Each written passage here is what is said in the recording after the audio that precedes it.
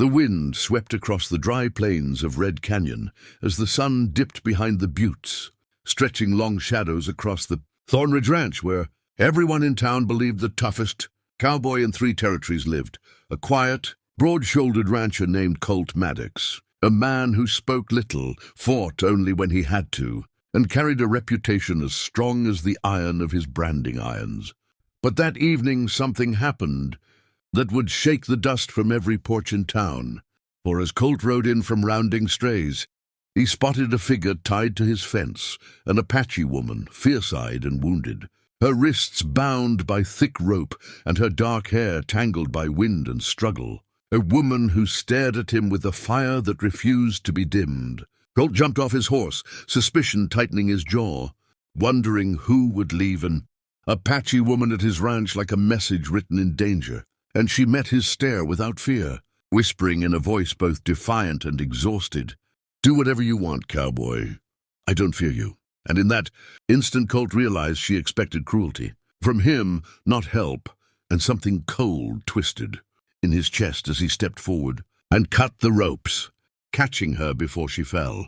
She was light but strong, scarred but proud, and as he carried her inside his cabin for safety and water, she insisted through gritted teeth that she needed no saving, that she could walk, that she only said those words because the men who tied her there had sworn that any rancher would treat her as property, but she wanted him to know she would break before she bowed. Colt set her carefully on a chair and asked her name, and though she hesitated, she finally said Sequoia, watching him with sharp eyes that measured every flicker of his expression, as if trying to determine if this man was like the others who hunted her tribe, or if he was something different. Colt, knowing the fragile peace between townsfolk and Apache bands had been cracking after a group of outlaws, disguised as Apaches, raided a convoy, felt the weight of danger settling on his shoulders as Sequoia explained she had been tracking those same outlaws because they kidnapped children from her band. But when she got too close, they tied her to Colt's fence, hoping blame would fall on him and ignite war between his people and hers. The rancher's pulse hammered with anger, not at her, but at the men who used innocent lives to spark chaos, and Colt promised he would not hand her over to the sheriff, because the sheriff was too quick to draw assumptions and too slow to understand truth. Sequoia looked at him with disbelief, as if his kindness was too foreign to trust. But she allowed him to tend her wounds with bandages and warm water, though she sat rigidly, ready to defend herself at any moment. Outside, night fell thick. Coyotes howled, and in town rumors already began curling through the saloon-like smoke. Someone had seen a figure tied to the Maddox fence. Someone had seen Colt cutting rope. Someone claimed he was harboring an Apache spy.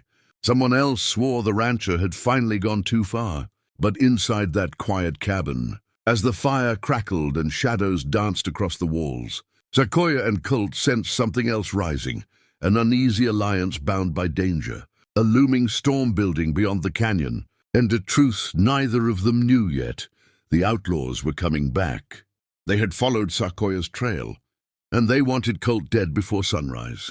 For now, Sequoia warned him in a voice barely above a whisper that the men who tied her here would not stop, that they would use her and kill him just to spark war. And Colt, tightening his fists, said something no one in town would believe. "Then let them come.